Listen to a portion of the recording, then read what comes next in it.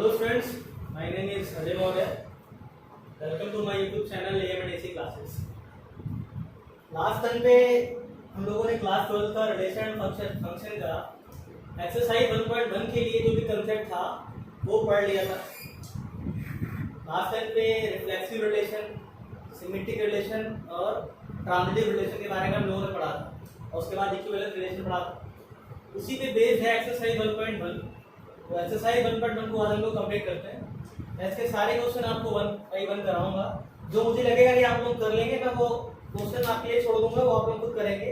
अगर फिर भी आपको कोई डाउट आता है तो आप कमेंट सेक्शन में आप मुझसे पूछ सकते हैं।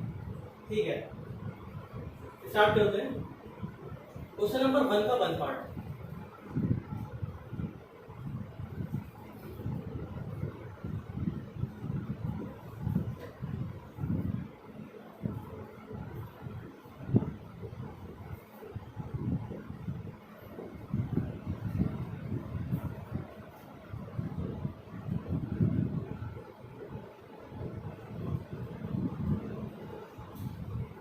यहाँ पे एक रिलेशन दिया गया है R, सेट A के ऊपर दिया गया है रिलेशन, और रिलेशन को डिफाइन कुछ इस तरह से किया है। Relation is defined as set of all ordered pair x, y such that 3x minus y equal to 0। और मुझे चेक करना है कि बताना है कि इनमें से ये जो रिलेशन दिया गया है कि रिफ्लेक्सिव, सिमेट्रिक या ट्रांजिटिव क्या है क्या नहीं है, चेक करना है। ठीक है, देखते हैं। फिलहाल अगर ये रिलेशन इन सेट ए दिया गया है तो पहले तो हमें ये बात अंडरस्टूड होनी चाहिए कि जो रिलेशन होगा वो A क्रॉस A का सबसेट होगा। कंफर्म है ना? रिलेशन जो होगा may be relation A cross A का सबसेट होगा, ये तो कंफर्म है। मे बी इक्वल, ये नॉट बी इक्वल। इक्वल किस केस में होता है? यूनिवर्सल रिलेशन के केस में होता है। फिलहाल तो मुझे ये बात तो अंडरस्टूड होनी चाहिए कि A का क्रॉस खुद A से दिया जा रहा होगा, देन ये रिलेशन A क्रॉस A का सबसेट होगा। ठीक है, फिलहाल यहाँ देखते हैं हमें क्या करना है कि इस रिलेशन को जो कि सेट बिल्डर फॉर्म में दिया गया है, इस रिलेशन को मैं रोस्टर फॉर्म में कन्वर्ट करूंगा। तो मैं इसको रोस्टर फॉर्म में कन्वर्ट करता हूँ रिलेशन। मैंने कहा यहाँ पे x की वैल्यू 1 लगाते हैं, देन y कितना आएगा? y की वैल्यू आएगी 3। जैसे कि ये 3x माइनस 5 तो y को कितना आ गया? 3x। x 1 लगाएंगे तो y कितना आएगा? 3। तो 1 के करस्पॉन्डिंग y कितना आ गया? 3। x कितना है? 2। y कितना आ जाएगा? 6। तो 2, 6 3, 9 4, 12 सॉरी 4, 12 5, 15 हो गया। क्या ये 5, 15 होगा कि नहीं होगा? तो देखो यहाँ x जरूर a के अंदर है, लेकिन 5 तो जरूर a के अंदर आ, लेकिन जो 15 है वो a के अंदर नहीं आ रहा है। इट मींस ये वाला ऑर्डर पेयर हम लोग नहीं लेंगे, यानी हमारे पास इतने ही ऑर्डर पेयर आएंगे ना इसके अंदर।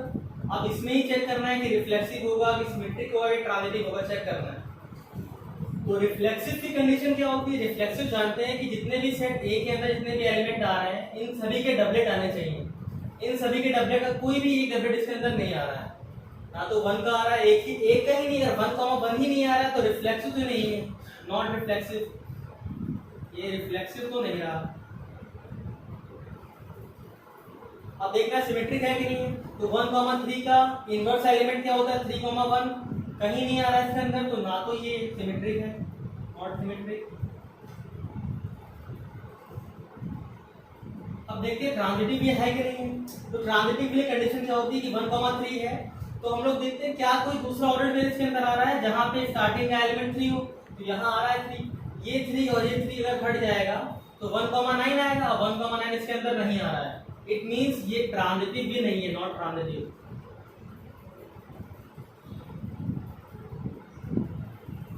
आई होप इतनी बात आप लोगों को क्लियर हुई होगी। ठीक है, इसी तरह सिंपल है, चेक करना होता है। पहले हम लोग रिलेशन को अगर मुझे एनालाइज करना है, रिलेशन का एनालिसिस करना है कि रिलेशन क्या होगा क्या नहीं होगा, तो कंफर्म है रिलेशन को हमें रोस्टर फॉर्म में कन्वर्ट करना पड़ेगा या तो रिलेशन को एरो डायग्राम फॉर्म में कन्वर्ट करना पड़ेगा। ये दो फॉर्म में ही हम लोग रिलेशन को एनालिसिस कर पाते हैं, अदरवाइज रिलेशन का एनालिसिस नहीं कर पाएंगे हम लोग। ठीक है, आई होप इतनी बात क्लियर हुई हो। आप लोग इसको वीडियो पॉज करके नोट कर लें।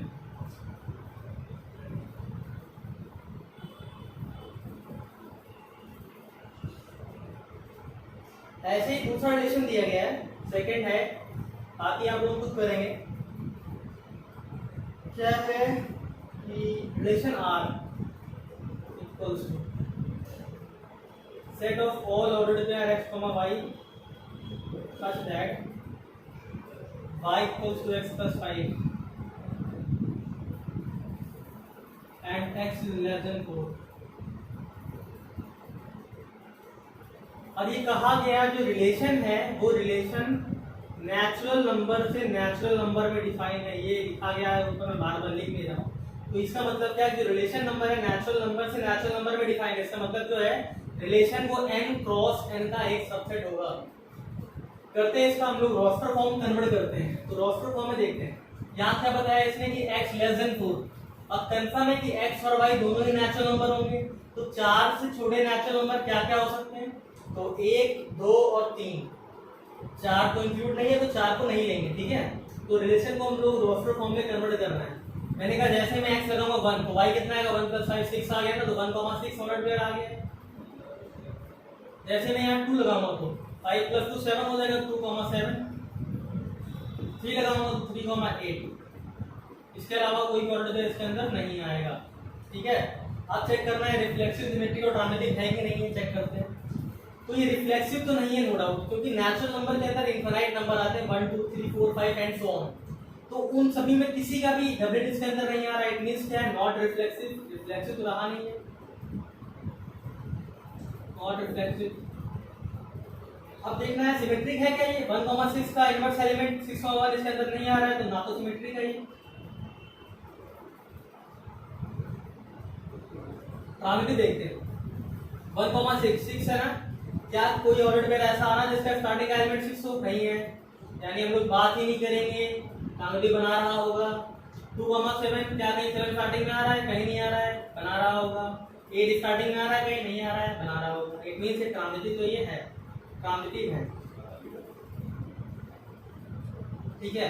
ना तो रिफ्लेक्सिव है ना ही सिमेट्रिक, लेकिन ट्रांजिटिव ये आ रहा है। अब लोग इसका स्क्रीनशॉट लें या फिर आप वीडियो पॉज करके रोक के नोट कर लें। तो वर्क की जितने भी क्वेश्चन है आप आई थिंक कर लेंगे, बहुत इजी क्वेश्चन है। मैं इसका 5 नंबर के कई सारे पार्ट हैं, मैं 5 का आपको डी पार्ट कराता हूँ। 1 के 5 का डी पार्ट, ठीक है। 1 के 5 का है डी पार्ट। 1 के 5 के डी पार्ट में क्या है कि जो रिलेशन दिया गया है, मैं पढ़ा दे रहा हूँ। Relation R in the set A of human beings in a town at a particular time given by. और रिलेशन डिफाइन किया गया है कुछ इस तरह, R equals to x, y set of all ordered pair x, y such that x is wife of y। Most confusing question, सबसे ज्यादा confusing question है ये। कैसे करना है सीखना, कंफ्यूज नहीं होना है बिल्कुल भी इसमें, ठीक है। रिलेशन क्या दिया गया है, set of all ordered pair x, y such that x is wife of y।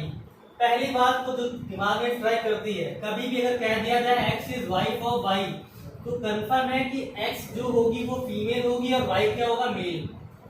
Confirm है ना, x क्या होगी फीमेल और y क्या होगा, मेल। इतनी बात अगर दिमाग में रख ली आपने तो क्वेश्चन कभी जिंदगी में गलत नहीं करेंगे आप लोग, ठीक है। देखना क्या है, पहला मैंने बताया कि मुझे क्या देखना होता है, सिमेट्रिक, रिफ्लेक्सिव और ट्रांजिटिव, तीनों देखते हैं। मैं 1 बाय 1 करता हूँ। रिफ्लेक्सिव की कंडीशन क्या पढ़ी थी हम लोगों ने, रिफ्लेक्सिव देखने के क्या करते हैं हम लोग, रिफ्लेक्सिव की कंडीशन क्या थी, तो कहा था कि जो x है x, बिलोंग करना चाहिए R में, x, बिलोंग करना चाहिए R में। अब बताओ x, y में जो कंडीशन दी गई कि x is wife of y, तो अगर मैं इसको x करूंगा, सपोज करो मैंने x कह दिया, तो इसका मतलब क्या होगा कि x is wife of x। क्या ऐसा पॉसिबल है, x is wife of x? क्या ये स्टेटमेंट हो सकता है कभी? ये स्टेटमेंट कभी हो ही नहीं सकता है। क्या कोई खुद की वाइफ हो सकता है क्या? नहीं होगा। इट मींस ये स्टेटमेंट ही रॉन्ग है, यानी कि x, ऑलरेडी प्लेयर R में नहीं आ रहा होगा। ये स्टेटमेंट क्या है, रॉन्ग है, यानी x does not belong to R। बात क्लियर? या क्या ये रिफ्लेक्सिव रहा? तो नॉट रिफ्लेक्सिव। क्या दिया? Not reflexive. देखो मुझे चेक करना है, क्या रहा? Check whether it is reflexive और नॉट। आगे देखते हैं, नॉट रिफ्लेक्सिव तो रिफ्लेक्सिव तो ये नहीं रहेगा। दूसरा चेक करते हैं symmetric.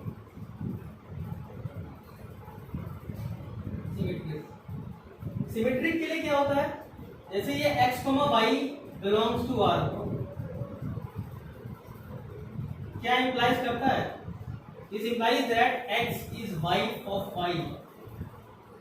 x is wife of y। क्या इससे हम लोग ये निकाल सकते हैं क्या कि y is wife of x होगा? क्या ये स्टेटमेंट ये इंप्लाइज कर सकता है? कभी नहीं कर सकता है। क्यों? x क्या है? x इज अ फीमेल और y इज मेल। हम लोग इंडिया में हैं, ठीक है? तो इंडिया में है तो इंडियन कल्चर को देखते हुए काम करना है, फॉरेन में नहीं बनना है, ठीक है? तो ये फीमेल है, ये क्या है? Male. x is wife of y, यानी फीमेल है, ये क्या है? Male. y is wife of x। तो अभी तो तुमने स्टार्टिंग में अजम्पशन जो लिया, अजम्पशन क्या मान के चले थे हम लोग कि x, y belongs to R है, तो कंफर्म होगा कि x फीमेल होगी या y क्या होगा? मेल होगा। अब यहाँ इससे ये कंक्लूजन निकाल ही नहीं सकते। This does not implies that y is wife of x। अगर इससे ये कंक्लूजन निकल रहा होता तो y यहाँ फीमेल हो जाता, x मेल हो जाता। क्या ये पॉसिबल है? यहाँ पे पॉसिबल ही नहीं है। It means y is wife of x नहीं हो पा रहा है। y अगर इसको इंप्लाइज करवाना है तो ये क्या इंप्लाइज करेगा कि y is husband of x ना। यहाँ क्या आएगा? Husband of x। तो क्या सेम रिलेशन रहा? रिलेशन तो आर वाइफ वाला था, लेकिन यहाँ तो हस्बैंड वाला आ गया। It means this implies that y, x does not belongs to R। इसका मतलब क्या है कि ये सिमेट्रिक भी नहीं है, नॉट सिमेट्रिक, ठीक है? ना तो रिफ्लेक्सिव है ना ही सिमेट्रिक है। आई होप इतनी बात क्लियर हुई होगी आपको। वीडियो पॉज करके आप लोग दोस्तों को नोट करें।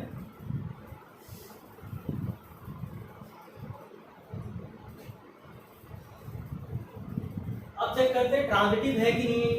ट्रांजिटिव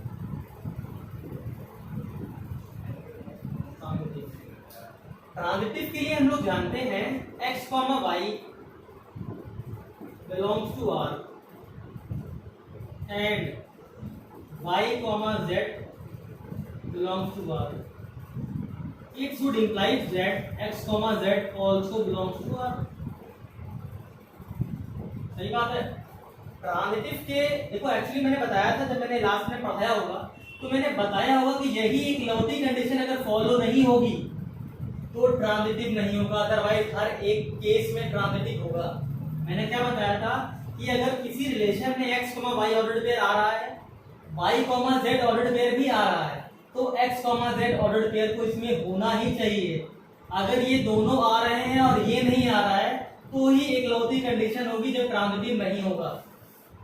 अगर ये दोनों आ रहे हैं और ये नहीं आ रहा है तो ही इकलौती कंडीशन होगी जब ट्रांजिटिव नहीं होगा। बस इकलौती कंडीशन है ट्रांजिटिव ना होने की। और अगर मैं यही बात करूं कि सपोज करो x, y R में आ रहा है, मिल रहा है, x, y मिल रहा है R में, और दूसरा कोई भी ऑर्डर पेयर ऐसा नहीं मिल रहा है मुझको जिसका फर्स्ट एलिमेंट y हो, तो हम लोग आगे की बात ही नहीं करेंगे, वो ट्रांजिटिव बना रहा होगा। बात क्लियर? करते हैं, चेक करते हैं। ये कंडीशन तो हमको पता है, ये मैंने पढ़ाया था तो मैंने कंडीशन नोट कर ली, ये कंडीशन होनी चाहिए ना। अच्छा देखते हैं, x, y अगर बिलोंग कर रहा है, x, y belongs to R, तो इससे क्या इंप्लाइज होता है कि x is wife of y। ठीक, नोटिस कर लेना फटाक से कि फीमेल होगी ये और ये होगा मेल। ये फीमेल है, ये मेल है। अच्छा सपोज करो मैंने मान लिया कि y, z भी अगर आ रहा होता, y, z belongs to R होता, तो क्या हो रहा होता? तो यहां आ जाता y is wife of z।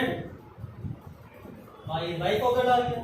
अब बताओ, अब यहाँ y क्या हो गई? फीमेल हो गई।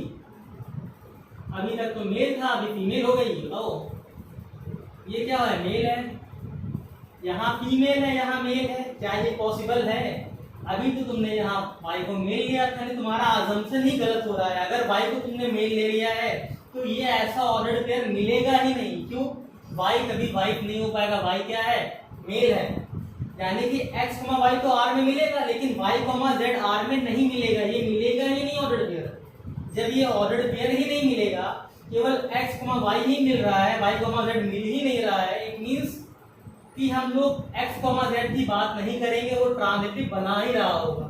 इतनी बात क्लियर हुई कि नहीं हुई? मैं एक बार और बता रहा हूँ, ठीक है? देखना, मैंने कहा कि कंडीशन क्या होती है ट्रांजिटिव होने की, कि अगर x, y आ रहा है r में और y, z भी आ रहा है r में, तो x, z को r में होना चाहिए।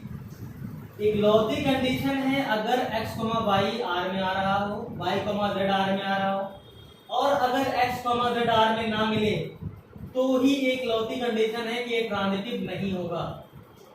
अगर x, y r में आ रहा हो और y, z पॉसिबल ही ना हो इसके अंदर, मिल ही ना रहा y, z, तो हम लोग आगे की बात करेंगे ही नहीं, वो ट्रांजिटिव बना रहा होगा।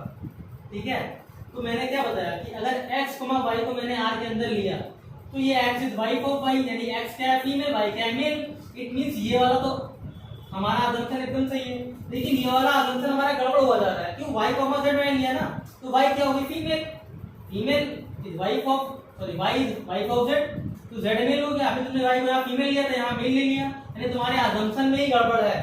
अगर x, y ले लोगे तो ये नहीं ले पाओगे, अगर तुमने इसको ले लिया स्टार्टिंग में तो ये नहीं ले पाओगे। इट मींस यहाँ पे ये वाली कंडीशन पॉसिबल ही नहीं हो रही हो, तो ट्रांजिटिव बना ही रहा होगा। कंफर्म है क्या होगा? ट्रांजिटिव होगा। It is transitive, it is transitive relation. बात समझ आई कि नहीं आई? आई होप इतनी बात आप लोगों को क्लियर हुई होगी। ठीक है, वीडियो को पॉज करके इसको नोट कर लें।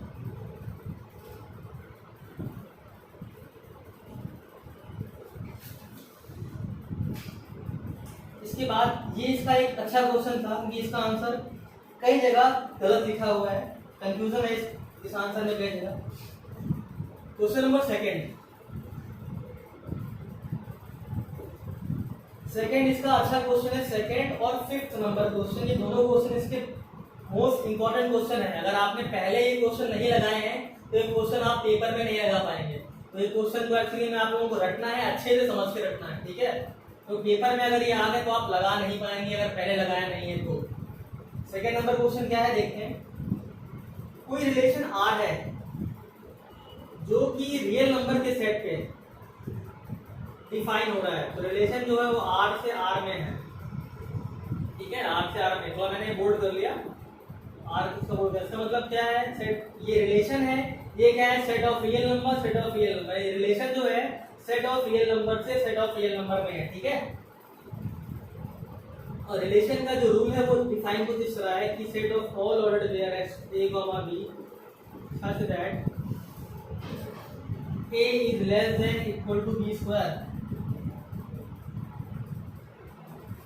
और इसमें कहा गया है कि so that the relation is neither reflexive not symmetric not transitive. देखो इन क्वेश्चन की खास बात क्या होती है, अगर इन क्वेश्चंस में सो दैट लिख के आ गया, प्रूव दैट लिख के आ गया, तो अब तो हम श्योर है ना कि हाँ ये रिफ्लेक्सिव नहीं है, सिमेट्रिक नहीं है, ट्रांजिटिव नहीं है, प्रूफ करना है ना हमें। तो हमारे पास आइडिया हो गया कि हाँ ये नहीं है, हमें प्रूफ करना है। लेकिन अगर कहीं इसी क्वेश्चन में लिख के आ जाता check whether it is reflexive, symmetric और ट्रांजिटिव, तो वहां चेक करना होता है ना। तो चेक करने में हम लोग काफी चीजें मिस कर देते हैं। तो इसीलिए मैंने कहा यहाँ पे आप लोगों को ये अच्छे से रटना है, समझ के रखना है। ठीक है, शो करने वाले क्वेश्चन जो प्रूफ करने वाले होते हैं वो इजी होते हैं, क्यों? उसमें हमें कुछ एक्स्ट्रा दिमाग नहीं लगाना होता है। जो कहा गया उसको प्रूफ कर दो। ठीक है, अब यहाँ देखना, यहाँ कहा गया कि सो दैट, यानी कि कंफर्म है कि ना तो रिफ्लेक्सिव होगा, ना ही सिमेट्रिक होगा, ना ही ट्रांजिटिव होगा। प्रूफ करते हैं, देखना कैसे करना है। पहले तो जरा मैं इसके पहले में कुछ बातें बताता हूँ। रियल नंबर लाइन की बात बताता हूँ मैं। ये रियल नंबर लाइन है, माइनस इंफिनिटी, ये क्या है? Plus infinity. ठीक है, बीच में कहीं 0 होता है, इधर कहीं -1 होता है, इधर कहीं +1 होता है। -1 से लेके 1 के बीच की जो नंबर की खास बात होती है, इनका स्क्वायर करने पे नंबर और छोटा हो जाता है। दिखाता हूँ, 1/2, 1/3, 1/4। 1/2 की वैल्यू क्या होती है? 0.5 होती है। 1/3 की वैल्यू क्या होती है? 0.33 होती है। और 1/4 की वैल्यू क्या होती है? 0.25। ठीक है, मैंने कहा अगर मैं इनका स्क्वायर कर लूं, 1/2, 1/3, 1/4 ये सब 0 और 1 के बीच में आ रहा होगा ना, ऐसे ही इनका नेगेटिव ले लो तो प्लस माइनस लगा लेना यहाँ पे, तो प्लस माइनस 1/2 तो कुल के नेगेटिव भी देख रहा हूँ मैं, पॉजिटिव भी देख रहा हूँ। मैंने कहा मैं इसका स्क्वायर कर रहा हूँ, मैंने इसका स्क्वायर किया तो 1/2 का स्क्वायर 1/4 आया। अब 1/4 क्या होता है? 0.25, यानी कि 1/2 का स्क्वायर करने पे 0.5 से 0.25 हो गया, यानी कि वैल्यू और छोटी हो गई। ऐसे ही मैंने 1/3 का स्क्वायर किया तो 1/9 आया। तो 1/9 क्या होता है? 0.111 एंड सो ऑन, 1 बार लगाते हैं ना हम, 1 बार। ठीक है, ऐसे ही 1/4 का स्क्वायर किया तो क्या आ गया? 1/16। 1/16 का मतलब क्या है कि 0.6। 1/16 1696 से 4 1632 8 1685 0.625 नहीं 0.0625 0.0625। ठीक है, तो यहाँ पे देखा 0.25 था, यहाँ पे 0.0625 हो गया, नंबर और छोटा हो गया ना। यानी कि इन इंटरवल्स के बीच का नंबर -1 से लेके 1 के बीच के नंबर्स का स्क्वायर करने पे नंबर और छोटा हो जाता है। इतनी बात आई होप क्लियर हुई होगी आपको। ये मैंने क्यों बताया? क्योंकि मैं यहाँ पे ये एल्गोरिथम यूज करने वाला हूँ, क्योंकि ये बात करता है सभी रियल नंबर की, और रियल नंबर में हम लोग ये वाला इंटरवल हमेशा मिस कर जाते हैं।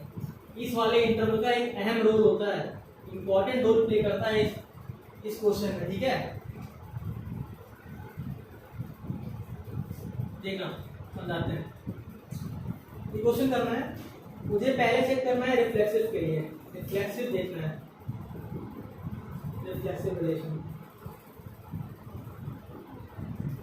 तो जानते हैं रिफ्लेक्सिव के लिए कंडीशन क्या होती है कि अगर यहाँ पे a कॉमा पे दिया गया है तो मैंने क्या कहा? a कॉमा a बिलोंग करना चाहिए आर में। देखते हैं कर रहा है कि नहीं कर रहा है। अगर a कॉमा a आर में बिलोंग कर रहा है, पहले a कॉमा a की कंडीशन क्या होगी? अगर a कॉमा a आ रहा है such that a is less than equal to a square, ठीक है, a स्क्वायर से छोटा या इक्वल है। लेकिन a तो कोई भी रियल नंबर हो सकता है ना, a और b क्या है? कोई भी रियल नंबर हो सकते हैं। a और b क्या है? कोई भी रियल नंबर हो सकते हैं। तो मैंने बताया आप देखो, मैंने कहा a कॉमा b यहाँ रखो such that a is less than equal to b square. लेकिन मुझे a कॉमा b का मतलब नहीं है, मुझे इनके डबलेट चाहिए, यानी जो भी नंबर इसके अंदर आ रहा है मैं सभी का डबलेट देखना चाहता हूँ। तो मैं यहाँ लेट करूँगा, लेट किया a बिलोंग्स टू r है एंड b बिलोंग्स टू भी r है, दोनों r बिलोंग कर रहा है। ठीक है, मैंने कह दिया a की वैल्यू मैंने ले ली 1 और b की वैल्यू मैंने क्या ले ली? 1 ले ली। a भी 1 ले लिया, b भी 1 ले लिया। ठीक है, देखते हैं। तो 1, 1 बिलोंग्स टू r होना चाहिए। This implies that 1 is less than equal to 1 square. ठीक है, 1 इक्वल टू 1 आ गया, इक्वल लगाना आ गया। लेकिन अगर मैं यही बात करूं, मैंने कहा 2, 2, कुछ लोग इतना ही देख के कर देंगे, कह देंगे हाँ रिफ्लेक्सिव हो गया ये। अगर चेक करने के लिए आया तो गलत होगा वो। फिर मैंने कहा 2, 2 रखो, तो 2, 2 belongs to r implies that 2 is less than equal to 2 square. ठीक है, 2 is less than equal to 4। ठीक है, लेस देन आ रहा है, 4 बड़ा है तो छोटा है, यानी ये भी कंडीशन सेटिस्फाई कर रहा है, ये भी कर रहा है और ये भी कर रहा है, इट मींस ये भी सही है और ये भी सही है। इतना करके आ जाएंगे, कह देंगे हाँ ठीक है सही हो गया, एकदम करेक्ट है, रिफ्लेक्सिव ही हो रहा है।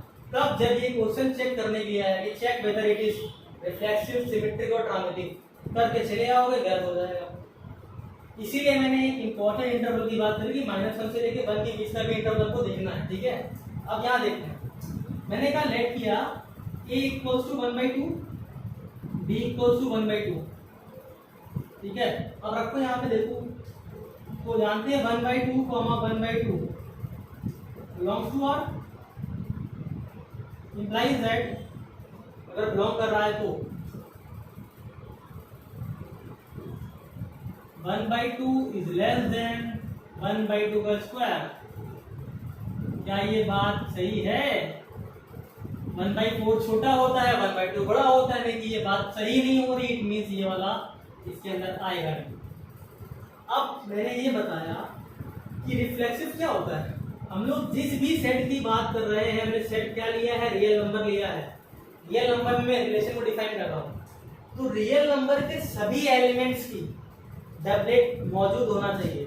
तो मैंने कहा अगर मैं इस -1 से 1 इंटरवल की बात करूँ, ये माइनस इनफाइनाइट से प्लस इनफाइनाइट है, मैंने कहा मैंने -1 से 1 इंटरवल की बात करी, तो इस इंटरवल के किसी भी मेंबर के लिए 1 को छोड़ के और -1 को छोड़ के 0 को भी छोड़ के किसी भी नंबर के लिए यह बात प्रूफ नहीं होगी। खासकर नेगेटिव को अगर हटा दिया जाए, नेगेटिव को छोड़ दो, नेगेटिव में हो जाता है, पॉजिटिव नंबर की बात कर रहा हूँ मैं, ये कितने इंटरवल, 0 से लेके 1 के बीच में, 0 से लेके 1 के बीच से किसी भी नंबर के लिए ये बात होल्ड नहीं करेगी। और 0 से लेके 1 के बीच में कितने नंबर आते हैं, रियल नंबर कितने आते हैं, तो पता है इनफाइनाइट आते हैं, यानी कि बहुत सारे ऑलरेडी थ्रेड छूट रहे होंगे ना इसके अंदर, इट मींस ये रिफ्लेक्सिव नहीं है। आई होप इतनी बात आपको क्लियर हुई होगी, ठीक है। क्योंकि मैंने रिफ्लेक्सिव की कंडीशन बताई थी, क्या होती है कि जिस भी सेट में हम लोग डिफाइन कर रहे हैं उस सेट के सभी एलिमेंट्स की, for every element x, x belongs to R होना चाहिए ना, कि सभी एलिमेंट्स। तो देखा मैंने कि यहाँ के एलिमेंट छूट रहे हैं, कोई भी एक एलिमेंट अगर छूट जाएगा तो रिफ्लेक्सिव नहीं होगा, नहीं रिफ्लेक्सिव ये नहीं है। तो क्या बोल देंगे, it is not reflexive relation, it is not reflexive.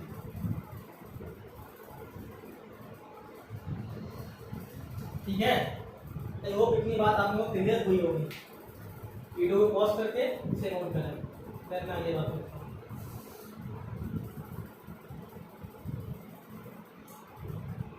अब बात करते हैं सिमेट्रिक की, ठीक है, सिमेट्रिक रिलेशन। अभी इस क्वेश्चन में हम लोग को पता है कि हमें ये प्रूफ करना है कि नहीं है। अगर यही क्वेश्चन चेक करने के लिए आ जाता तो हम लोग गलत करके चले आते, अगर हम लोगों ने पहले से इसको नहीं लगाया हुआ होता तो। ठीक है, अभी देखना relation a, b such that a is less than equal to b square, मुझे चेक करना है। मैंने कहा a, b दिया गया, ठीक है, a, b दिया गया, a, b belongs to R, इससे क्या इंप्लाइज होता है, this implies that a is less than equal to b square. ठीक, अगर a less than equal to b square है, अगर इससे यही इंप्लाइज हो जाए, अगर दिस इंप्लाइज दैट कि b, a also belongs to R, मैंने कहा a is less than equal to b square, ठीक है, अच्छी बात है, एकदम सही बात है। अगर a, b आ रहा होगा तो ठीक है। फिलहाल अगर हम आगे देखते हैं, चेक करो, a, b belongs to R, a is less than equal to b square. अगर ये सिमेट्रिक हो रहा होता तो क्या हो रहा होगा, तो दिस इंप्लाइज दैट कि b, a also belongs to R। अगर b, a R में बिलोंग कर रहा होता तो this implies that b is less than equal to a square. यही तो हो रहा होता ना, अगर ये सिमेट्रिक होता तो a, b belongs to R ये इंप्लाइज करता है। तो इससे हम लोग ये कंक्लूजन निकाल पाते कि b is less than equal to a square, यानी कि b, a भी R में बिलोंग कर रहा है, तब तो ये सिमेट्रिक होता। लेकिन अभी ये सिमेट्रिक प्रूफ करने के लिए कहा गया नहीं है, तो चेक करते कि कहाँ नहीं हो रहा होगा। ये हमारे पास रिलेशन दिया है, ठीक है, देखते हैं। लेट किया a की वैल्यू है 1/2, ठीक है, और b की वैल्यू है 1/3, 1/2 1/3। देखते हैं, चेक करते हैं। या फिर a की वैल्यू है -1, अब b की वैल्यू है +2। सब तरह से देखेंगे हम लोग, चेक करते हैं। मैंने कहा -1, 2 belongs to R, implies that -1 is less than 2 square. सही बात है, very good, -1 is less than equal to 4। ठीक, कोई समस्या इसमें, यानी ये बात सही है, यानी -1, 2 तो आ रहा है आपने। अब चेक करेंगे इसका इनवर्स एलिमेंट, तो मैंने इनवर्स एलिमेंट चेक करने के लिए तो 2, -1, तो 2, -1 के लिए क्या हो रहा होगा, तो अंडरस्टूड है, इस बार a कितना हो गया 2 और b कितना हो गया -1। तो चेक करते हैं, क्योंकि ये देखो 2 भी रियल नंबर है, -1 भी रियल नंबर है, यानी कि ये ऑलरेडी इसके अंदर होना चाहिए ना। तो मैंने कहा 2 लगाओ, तो a कितना हो गया इस बार 2 और b कितना हो गया इस बार -1, तो लगाओ यहाँ पे। तो 2 is less than equals to -1 का स्क्वायर, तो 2 इज लेस देन आ गया। क्या ये बात सही है क्या? इट इज नॉट ट्रू ना, इट मीन्स ये भी ट्रू नहीं होगा। देखो मैंने क्या बताया, मैंने कहा a इक्वल्स टू -1 ले लो, b इक्वल्स टू 2 ले लो, यहाँ रखा मैंने -1, 2 बिलोंग्स टू r, -1 यहाँ रखा, 2 यहाँ रखा, 2 का स्क्वायर 4 हो गया, ठीक है ये बात तो सही है, लेकिन इसका इनवर्स एलिमेंट भी होना चाहिए। तो मैंने इनवर्स एलिमेंट के लिए क्या कहा कि यहाँ मैंने ऑर्डर चेंज कर दूंगा फिर मैं बस, तो 2 -1, तो यहाँ पे a कितना हो गया है 2 हो गया, अभी कितना हो गया -1 रखा मैंने यहाँ पे, तो a कितना है 2, b कितना है -1 स्क्वायर, तो 2 is less than equal to 1। ये बात सही है क्या? ये बात तो गलत है, 2 is not less than 1, it means यानी कि ये भी बात गलत हो रही हुई, it does not belong to r, यानी कि -1, 2 तो r में बिलोंग कर रहा है, यानी -1, 2 तो r में बिलोंग कर रहा है, but this implies that 2, -1 does not belongs to r। -1, 2 तो बिलोंग कर रहा है, लेकिन 2, -1 बिलोंग नहीं कर रहा है, it means it is not symmetric, it is not symmetric.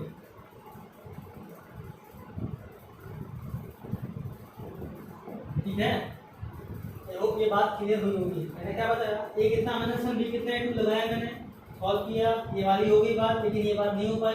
अब मैंने बताया था, जब मैंने लास्ट टाइम पे सिमेट्रिक रिलेशन का एग्जांपल बताया होगा, तो वहां समझाया था कि अगर कोई भी एक एलिमेंट, कोई भी एक ऑर्डर पेयर अगर उसमें मिसबिहेव कर देगा, वो अपना इनवर्स एलिमेंट नहीं मौजूद रखेगा वहां पे, तो वो सिमेट्रिक नहीं बन पाएगा। तो यहाँ एक क्या बहुत सारे ऐसे मिल जाएंगे जो अपने इनवर्स एलिमेंट को नहीं रख रहे होंगे, इट मींस ये सिमेट्रिक भी नहीं है। आई होप बात क्लियर हुई होगी आपको। ठीक है, वीडियो को पॉज करके स्क्रीनशॉट लें या फिर जो मैंने वो करें। देखते हैं आगे, ट्रांजिटिव की बात करते हैं। ट्रांजिटिव, ये ट्रांजिटिव प्रूफ करना, ट्रांजिटिव नहीं है ये बात को प्रूफ करना थोड़ा सा टफ है, समझेंगे, गलत भी करेंगे, फिर आखिर में सही करेंगे, गलती क्या हो रही होगी एनालिसिस करेंगे कि कहाँ गलती हो रही है। ठीक है, देखते हैं a, b such that a less than equal to b square। Transitive को एक बार रिवाइज करते हैं, क्या होता है ट्रांजिटिव कि अगर a, b r में आए और b, c भी r में आए, खास बात क्या है कि इसका सेकंड एलिमेंट इसका फर्स्ट एलिमेंट सेम होना चाहिए, तो दिस शुड इंप्लाइज दैट कि a, c भी r में आना चाहिए। ठीक है, अच्छा चलो करते हैं, देखते हैं, नंबर लेंगे, लेट करेंगे, एज्यूम करेंगे, लेट किया मैंने, a equals to 1, b equals to 2, c equals to 3, देखते हैं होता है कि नहीं होता है। चलो एक देखो मेरे पास ये अजम्पशन है, इस अजम्पशन से ये कंक्लूजन निकलना चाहिए। चलो देखते हैं, अजम्पशन लगाते हैं, तो a कितना है 1, तो 1, 2 belongs to r, implies that 1 is less than 2 का स्क्वायर। ठीक है, तो 1 is less than 4, सही बात है। ऐसे मैंने कहा 2, 3 belongs to r, implies that 2 is less than 3 square, 2 is less than 9, सही बात। इससे अगर कुछ लोग कह देंगे 2 सब सेम है, तो 1, 3 को भी चेक कर लेते हैं सर, चेक कर लो, 1, 3 को चेक कर लो, belongs to r, implies that 1 is less than 3 square, यानी कि 1 equals less than 9 आ गया। ठीक है,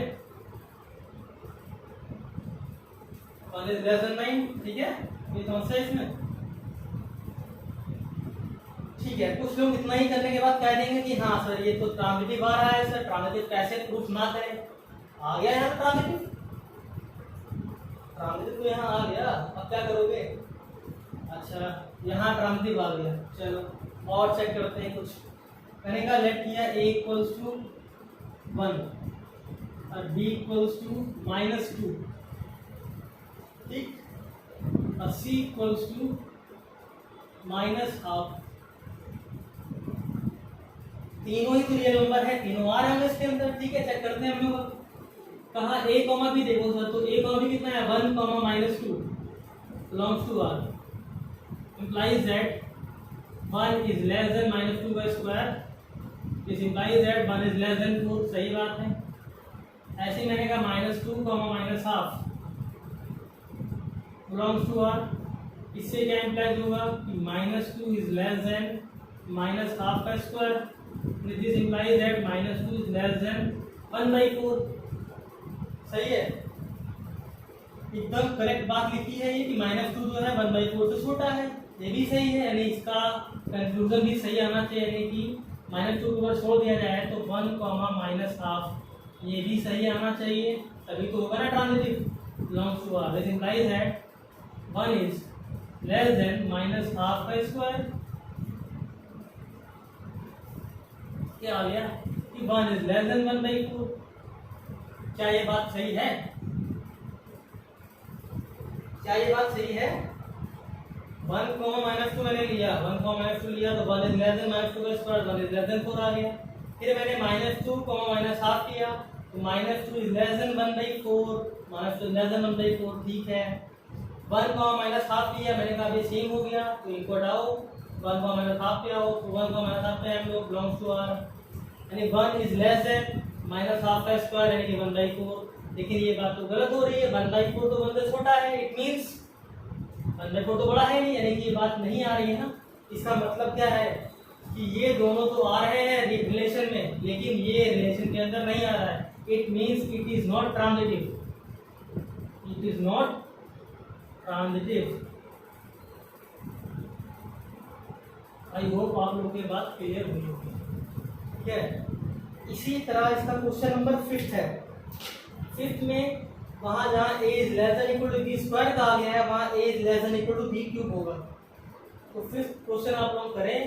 अगर 5th क्वेश्चन करने में किसी को दिक्कत आ रही है तो आप लोग कमेंट सेक्शन में अपने डाउट पूछें, मैं उसको बता दूंगा नेक्स्ट क्लास में। चलिए, थैंक यू सो मच। जय भारत, जय भारत।